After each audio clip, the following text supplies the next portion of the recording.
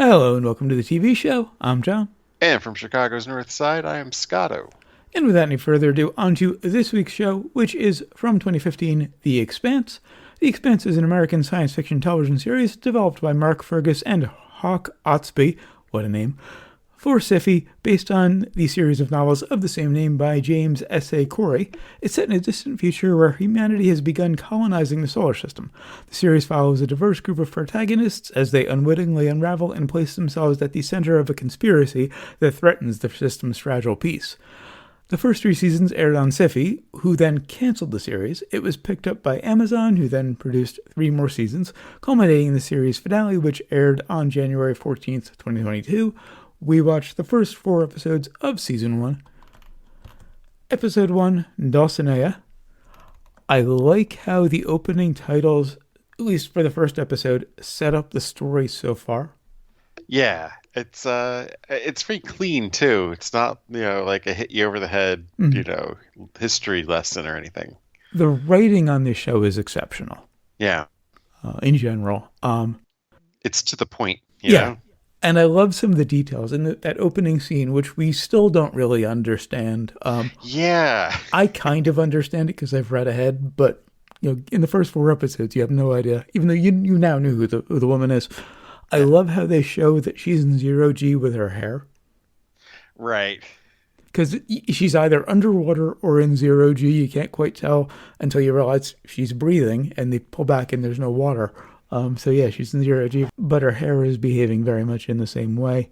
Love the speech about the Belters on series.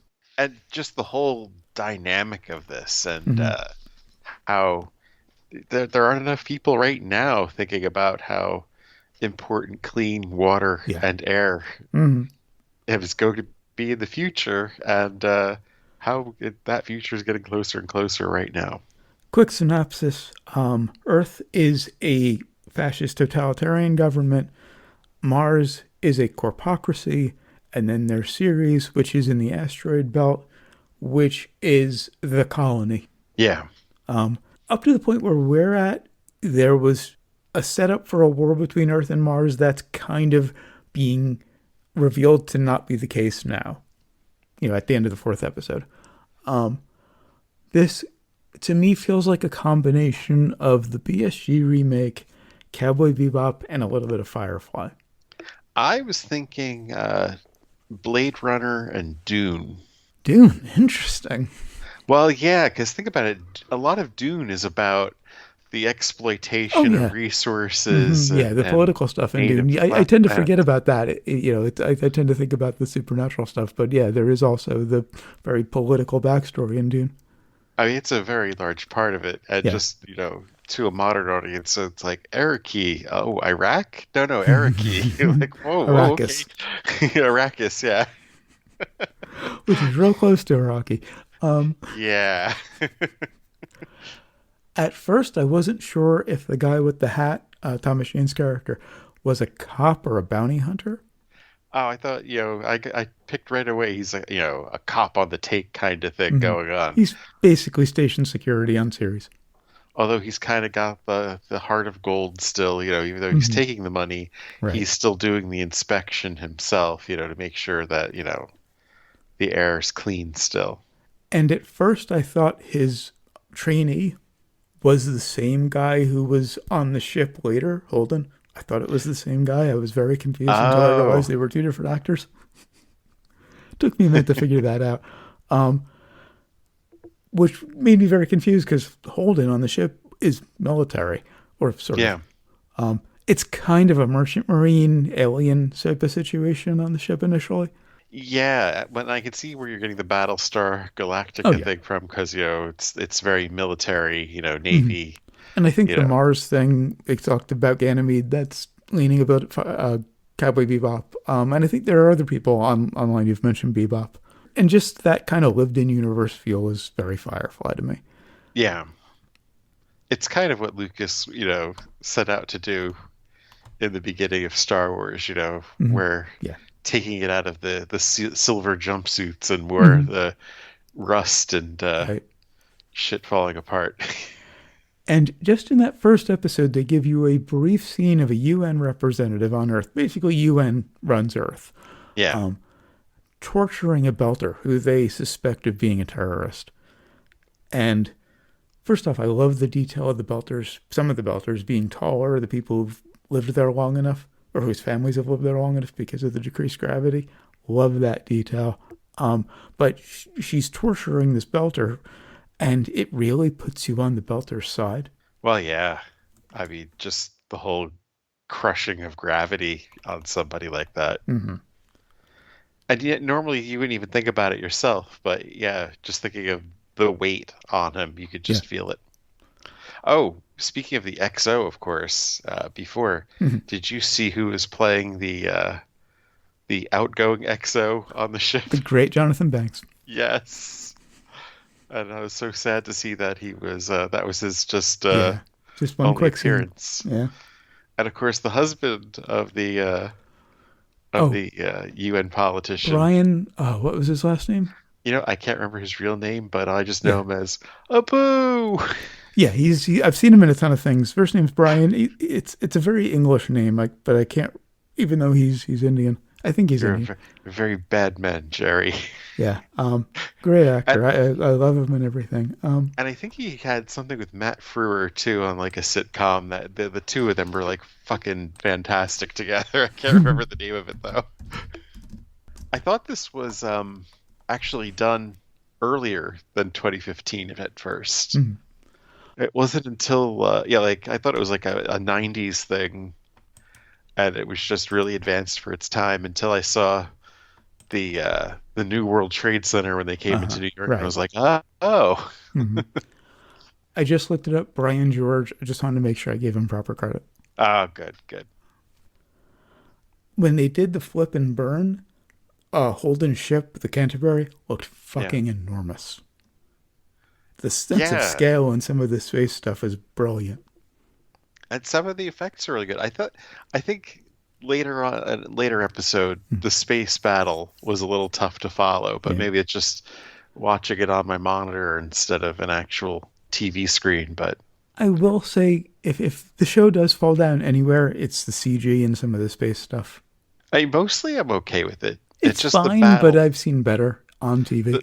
The battle, you know, that has to do a lot. The visual has to do a lot of heavy lifting when you're talking about a space battle and Yeah. like just what the fuck is going on here. The investigation of the scopuli really reminded me of Firefly when they're scoping out the Reaver ship in the one episode. And that's where I get the Blade Runner side, of course. You know, the whole noir, you know, in Yeah. space kind of thing. And I've been back and forth whether I actually like the detective or not. The brilliant thing, and I have this in a later episode, but the thing I love most about the writing, there are almost equal reasons to love and hate every character. I mean, there's some likable, you know, you gotta like Holden, you know. But he's also kind of a dick at times. Even him, there's enough reasons to say, like, yeah, I don't know about him. Well, this is a surprise. I mean, I don't know. I'm trying to think of another show that has done this where the main characters are just so ready to abandon other people in space. Yeah. And, you know, you think that humanity would be frowned upon like that. But any mission in space, and especially what happened in that mission, you know, the rescue, any mission's going to be risky, even if it's not ambushed. Spoiler. Every mission has to be really well calculated because, I mean, I think the one thing about this show, and it's almost a character of itself, is just space itself, and just how fucking terrifying space is. You know, just it's death all around us. You know. And I forgot to mention that very beginning of the episode where we see Julie Mao, the missing girl that Miller, that's his name, the cop is pursuing. They set up something in the last shot, this blue kind of glowing thing. You don't know what it is, and we still don't. Again, I know because I read ahead, but Okay. I love that they left that there just at the very beginning, like, just wait till I find out what that fucking thing is. And there's also there's like a lot of little things just thrown at you that they don't explain. Right. Like the last words Holden's girlfriend says to every other ship is, "There's something you should know." Blown up. Speaking of her, moving on to episode 2, The Big Empty, there's a scene where she's cutting matchsticks into coffee. That's actually a thing. Oh, yeah? It has a similar effect of putting salt into coffee, which I've done. It lowers the bitterness. I can't speak for match heads. I don't think I'd try it, but salt definitely works. No, I can't. I couldn't do that. Or just eating something salty with the coffee at work has a similar effect. That's true. I'll eat peanuts often with the coffee, so... They did a great job of sustaining the tension when the knight was getting attacked. The ship that the Holden and everybody ends up on after the Canterbury's. Yeah. After they leave the Canterbury. They did a beautiful job of sustaining tension there. The manual crank on the airlock was a great touch. Oh, man. It kind of had a Galaxy Quest feel to me a little bit, though. Of like, why would you have an airlock hatch that opens by itself? I like this sort of mix of manual, kind of analog, and future tech, because this is set in the distant future, but Miller still has a gun that fires bullets. Yes. There's a crank on the airlock. I love that mix. Even the advanced, army battle, they are firing actual bullets in the fourth episode. So, it is that combination of practical and tech. And there's always got to be a physical failsafe to something out there. Also loved that, not loved in the sense, but I thought it was a nice touch that the UN disavows one kind of torture. The using the hooks on the belter. That was disavowed. She couldn't do that anymore. But she could throw him in a tank of water. Another kind of torture, perfectly cool. Well, fitting for Earth. That's at least more comfort. I mean, that's not as much of a torture to him. I don't think that's actually a torture, really, and for him, because in a sense, he's still in a tank. He's still stuck in a tank of water.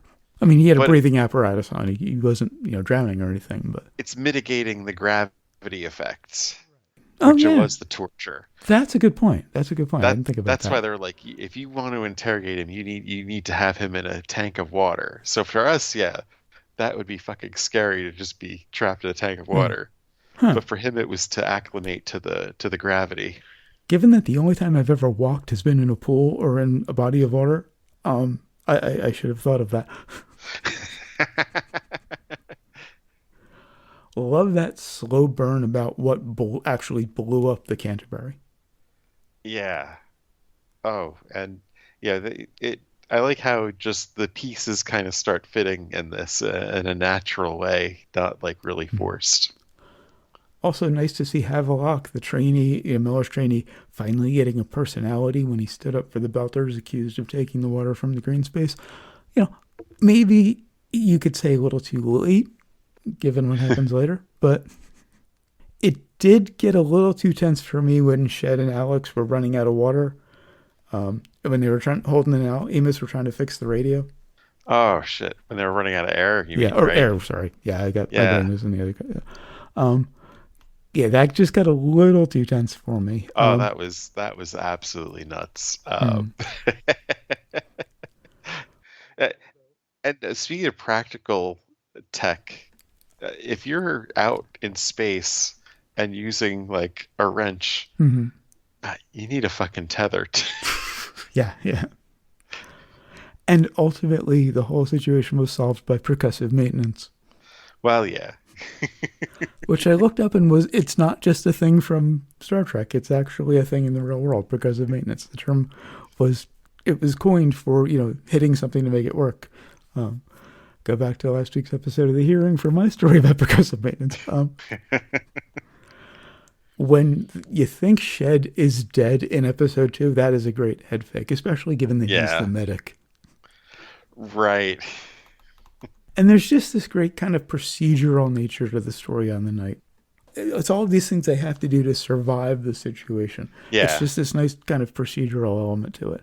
And it's not, they're not going to get killed, of course, after all that, Yeah. because that would be silly, to go through all that and just the same people that tried to kill them before, have just come back now to finish the job. Yeah. And then Miller is taken off the missing persons case, and it's interrupted, so we can chase down these punks who were stealing water. I kind of wish that we hadn't seen that Julie Mao was on the scapulae, so we didn't know that she had died. Well, yeah. I mean, it was something with the beginning, right? At the beginning, you see that she's on a ship called the Scapulae. Yeah. So you know she's there. She was there when it blew up and took out the Canterbury. The trap that they fell for on the Canterbury was the Scapulae blowing up. It was established in the first scene that Julie Mao was on the Scapulae. Granted, they might pull something out of their asses and she'll still be alive later in the show. I don't know. But I didn't look up how many episodes she was in. We're not really sure what happened with the ship yet, Right. That was her doing the rescue call, right? The At the SOS. very beginning, yeah. Yeah. In Zero G. That was Julie Mao. That's the woman that Miller is looking for. Yeah. Episode 3, Remember the Can't. That's can't without an apostrophe, which I first thought meant like language, like Thieves' Cant from D&D. It's actually short for Canterbury. They call it the Cant. I did not expect Holden's message about, the Mars blowing up the ship to make it to series that quickly. Well, right. You thought they said at the end of that episode that they were in jamming range, and I guess they didn't expect them to broadcast something out. Yeah. So once it got picked up, it got picked up. Also, I just expected it to take longer. It's the next episode. It's being, mass broadcast on the net at the station and kind of causing a revolution. It took me way too long to work out that Miller and his partner Havelock, the trainee, were station security, basically. Oh. Well, you knew that the rookie wasn't just going to see a prostitute, that there had to have been some sort of other reason. Or at least we weren't going to care about him seeing a prostitute unless there was more to it. He's learning the Belter's language, or she's teaching him the Belter's language. Yeah. But this show is a perfect demonstration of how you do political maneuvering in sci-fi. You give us people we care about who it affects. Yeah. Stuff like Dune or the prequels. You don't really care about the political maneuvering because you don't really know the people on the ground who were being affected by it as much, At least in my case. So we knew that Alex was, they scanned something and Alex had found something was going on for him. Right. Then there was this, which I thought was out of left field, Mormons. The initial mention of the Mormons on series, there was someone kind of handing out flyers for a Mormon comedy club. Yes. I just thought that was beautiful world building. I thought it was a Book of Mormon reference, but it turns into something else. Yeah, I thought it was just really nice world building. This Mormon comedy club is just a nice additional touch to the world. Which I guess would remind you more of Battlestar Galactica, since that was kind of a Mormon parable. But it does come back later in the next episode. We'll get to that. Holden having 8 genetically mixed parents was brilliantly creative. Yeah. Wondering how that's even possible. Test tube baby. 8 parents, okay. Kind of combining the genes into one person. Just, it's not something I've heard of in science fiction before. It actually is an original concept, which, I love those when they do very rarely occur. The interrogator on the Donegal. Oh, incidentally, the night at the end of the last episode was picked up by a Mars ship, a big Mars ship called the Donegal. The interrogator on the Donegal, wonderfully creepy. Yeah, kind of reminds me of the Son of a Beach guy, but it's not him. Reminds me of a darker version of Loxana Troy's manservant. Oh, okay. Yeah. Kind of visually. Can see that. And it figures that the one who almost died was the traitor. Alex. Um, But well, was he really a traitor? eh, eh, You it's know, for debatable. I mean, like, a spy maybe would be a better word. I thought he just washed out and moved on. Mm, I mean, it's not like he was deep military or something. right, He right. just was pretty much a bus driver, as Fair, he fair put it. point, fair point. But of course he could be bullshitting and could have more. When they get picked up, Alex, the one who almost died, almost suffocated in the previous episode because of a lack of air, was being treated very well by the Mars military. Yeah, but he was previous Mars military. He wasn't. Yeah, I guess he wasn't necessarily a traitor. Um, Loved seeing Jared Harris in this one. Oh, You would know him from David Jones yeah from from Fringe. Fringe. Yeah, he's also the lead on Foundation, which is what I mostly know him from. Brilliant actor. I love his work. The Belters have their own language, but accents are kind of inconsistent. Yeah, the accent kind of comes across as like a more almost Jamaican kind of, you Well, know? in Jared Harris's case, I was hearing kind of South African, Oh, yeah, maybe. which the prostitute who teaches Holden also has a very similar accent, but Yeah. not a lot of the Belters have it. I guess it depends on how long they've been on the station, or how long they've lived. Their family has lived there. And I've, started to really like the medic at this point. Mm-hmm. Wait till the next episode. Yeah. I was very pleasantly surprised that the UN and the oh, what was her name for the UN? I Uh, never remembered it. a Christian, Yeah. that she wasn't just trying to start the war, actually. Right. Unless there's some sort of double fake that's going to come up Hmm. ahead for where we've seen. But she's quickly determined that it was not Mars that blew up Right. the Canterbury. And clearing them in episode 3 is interesting. They didn't stretch Yeah, that drama out at all. right. I was like, whoa, okay. They're doing inventory, so they're wondering who the fuck took their stuff. Now, there was a scene in this at the end of the episode where Miller, the cop, is going over the evidence while listening to 20th century jazz.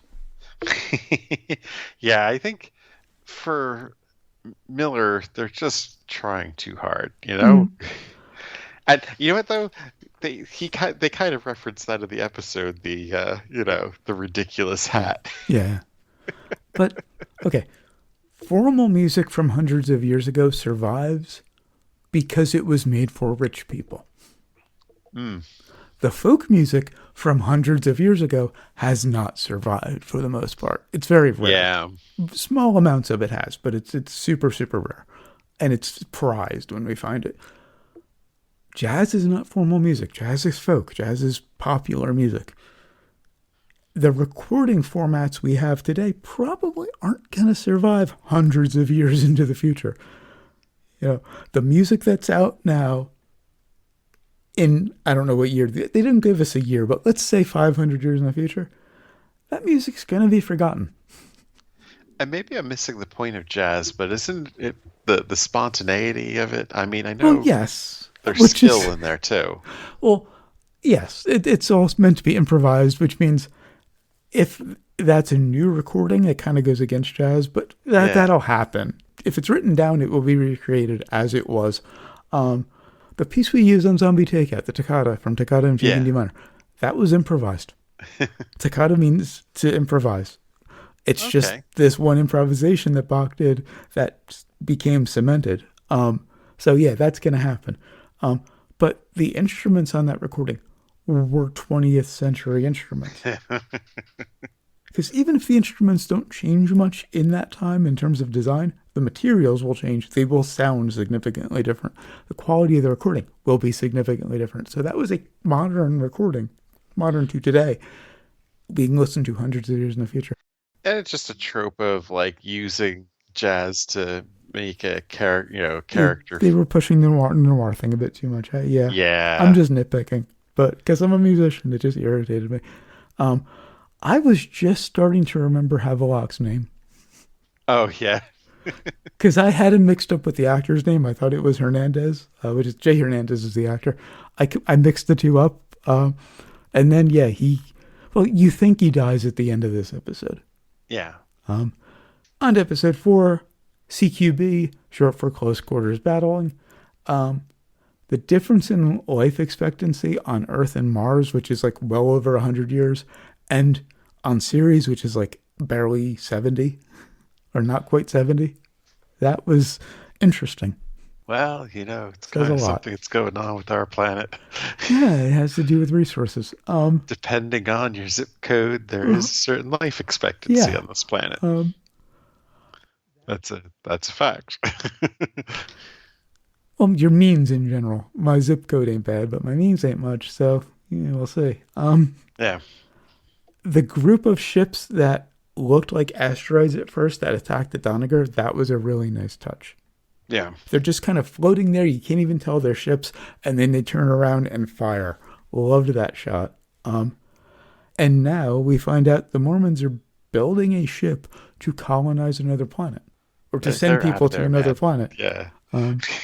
Mission to a planet that I think they said was uninhabited. Yeah. So I don't know the point of a mission. I think maybe they just want to set up there and kind of separate themselves. Have their own place. Mm-hmm.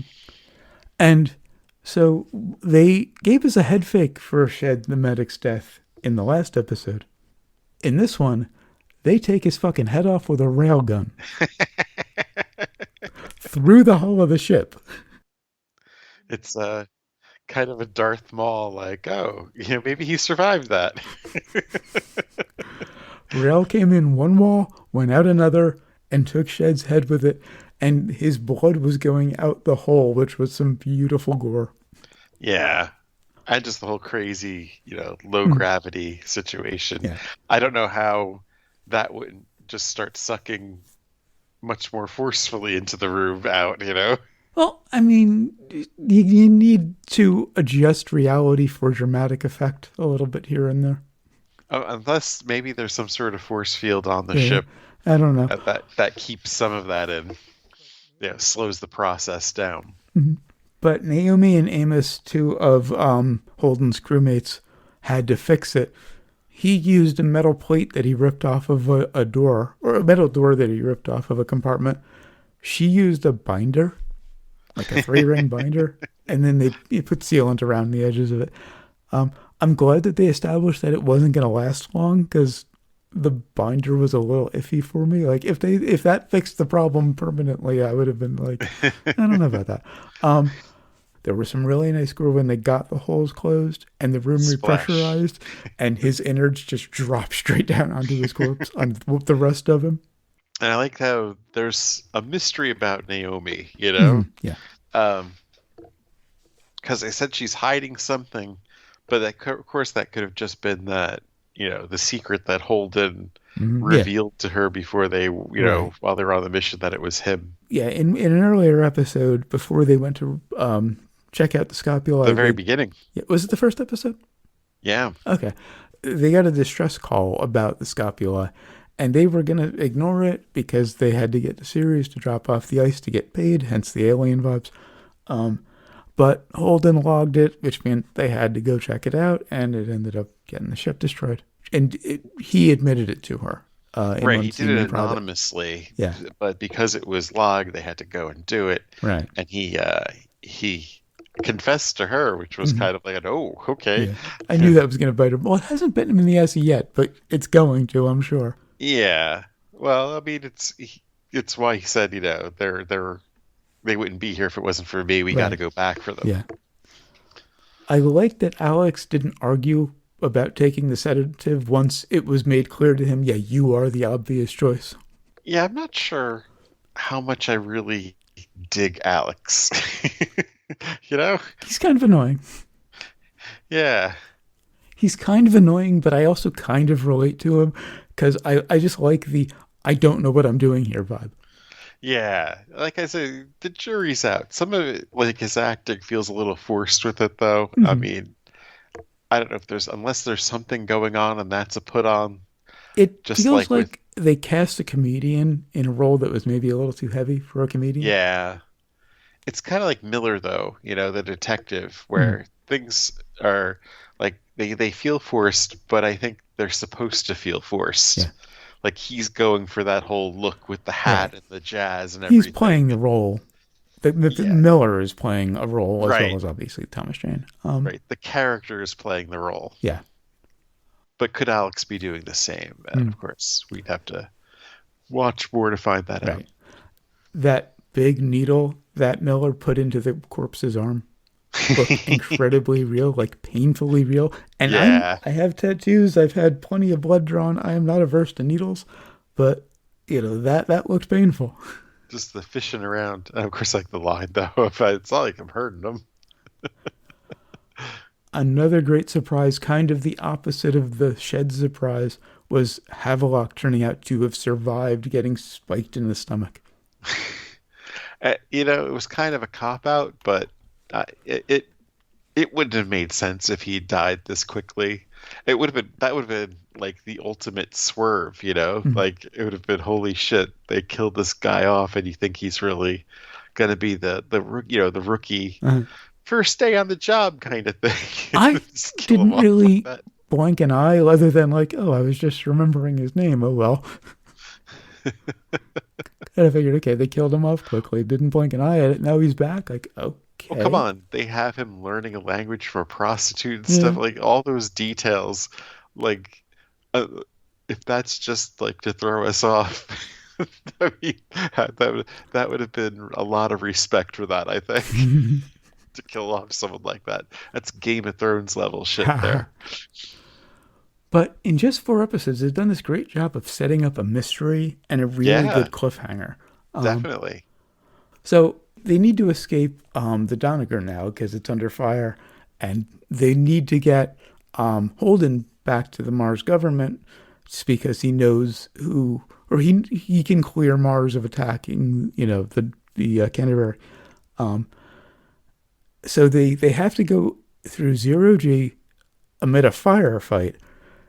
Yes. Holden pulls this great move. Naomi's in front of him. He's floating above the railing. He just needs to get down to kind of ground himself and gain some speed. So he tethers himself to her, jumps up, kicks her to kind of pull himself back down, or to kind of push himself back down. He uses that force, and then he pulls her back to him so she can hit the ground and run as well. I don't know if the physics make sense, but it looked good.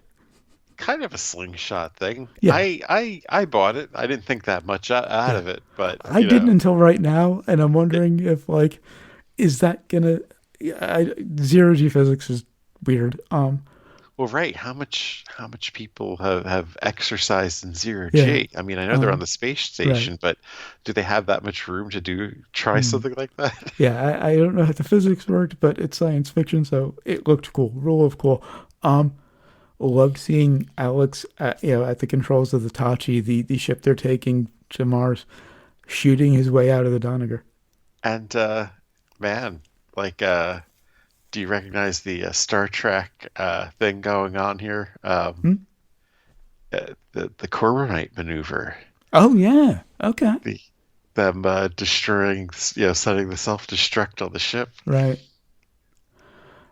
The "I didn't think we could lose" line from Captain Yao before blowing up the Doniger, that hit hard. Yeah. Well, it was the hubris. Yeah.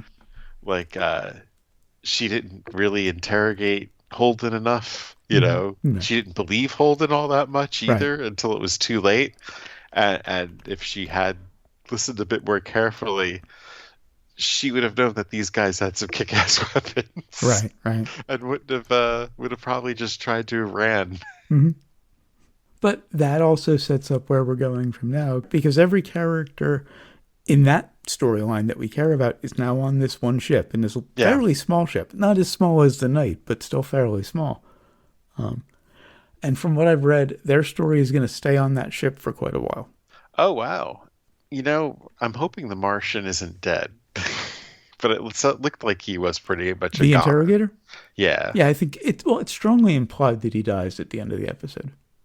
Yeah. Who I'd knows? I'd kind of like to see him around to Mm. be, to form the party. The two, yeah. the weird couple, Mhm. Alex, Uh-huh. and then him, and then of course Holden. So I think that answers the question. Are you going to keep watching? Oh, definitely. Yeah, same here. Probably gonna.